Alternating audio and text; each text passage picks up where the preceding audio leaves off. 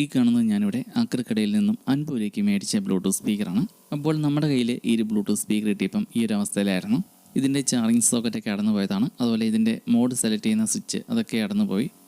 അപ്പോൾ ഇനി അടുത്തായിട്ട് നമ്മളിതെല്ലാം അടിച്ച് സെപ്പറേറ്റ് ആക്കി ഇതിൻ്റെ ബാറ്ററി ഒഴികെ ബാക്കിയുള്ള എല്ലാ സ്പെയറുകളും നമുക്ക് കഴുകി ക്ലീൻ ആക്കി എടുക്കാനുള്ളതാണ്. അതുപോലെ ഇതിൽ നിന്ന് നടന്നുപോയ ചാർജിങ് സോക്കറ്റ് അത് നമുക്ക് ഇതിൻ്റെ ഉള്ളിൽ നിന്ന് തന്നെ കിട്ടിയിരുന്നു. അടുത്തായിട്ട് നമ്മളിവിടെ ചെയ്ത് ഇതിൻ്റെ ഓരോ സ്പെയറുകളും സെപ്പറേറ്റ് ആക്കി അടിച്ചെടുത്ത് എല്ലാം കഴുകി ക്ലീൻ ആക്കി എടുത്തിട്ടുണ്ട്. ഇനി ഇതെല്ലാം നല്ല രീതിയിൽ ഉണങ്ങി കഴിഞ്ഞിട്ടാണ് നമ്മൾ ഇതിൻ്റെ കംപ്ലയിൻറ്റുകളെല്ലാം ചെക്ക് ചെയ്ത് നോക്കുന്നുള്ളൂ. അതുപോലെ നമ്മൾ ഇതിൻ്റെ ബാറ്ററി ചെക്ക് ചെയ്ത് നോക്കിയപ്പം 0.34 വോൾട്ട് കാണിക്കുന്നുള്ളൂ. അപ്പോൾ ഇനി അടുത്തായിട്ട് ഈ ഒരു ബാറ്ററി നമുക്കൊന്ന് ചാർജ് ചെയ്ത് നോക്കണം, ഓക്കെ കിട്ടുമെന്ന് അറിയാനായിട്ട്. അടുത്തായിട്ട് നമ്മൾ ഈ ഒരു ബോർഡിൽ നടന്നുപോയ സ്വിച്ചും അതുപോലെ ചാർജിങ് സോക്കറ്റെല്ലാം നമ്മൾ വീണ്ടും റീസോൾവ് ചെയ്ത് സെറ്റ് ചെയ്തിട്ടുണ്ട്.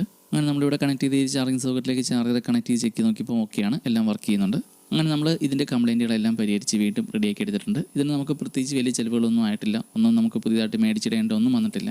അപ്പോൾ ഇങ്ങനെയുള്ള ഇലക്ട്രോണിക് സാധനങ്ങൾ ചെറിയ കംപ്ലയിൻറ്റ് വരുമ്പോൾ തന്നെ പലരും ഒഴിവാക്കി കളയുകയാണ് ചെയ്യുന്നത്. ചിലപ്പോൾ ഒന്ന് ശ്രമിച്ച് നോക്കുവാണെങ്കിൽ ചിലപ്പോൾ നമുക്ക് തന്നെ ശരിയാക്കാവുന്ന പ്രശ്നങ്ങളാണ് പലതിനും കാണുള്ളൂ. അപ്പോൾ ഈ ഒരു ബ്ലൂടൂത്ത് സ്പീക്കറിൻ്റെ ഫുൾ റീസ്റ്റോറേഷൻ വീഡിയോ കാണാൻ താല്പര്യമുണ്ടെങ്കിൽ നമ്മുടെ മെയിൻ യൂട്യൂബ് ചാനൽ നോക്കിയാൽ മതി. Tech Automotive by Sheenu. ഈ ഒരു ചാനൽ ഡീറ്റെയിൽ വീഡിയോ ഉണ്ട്.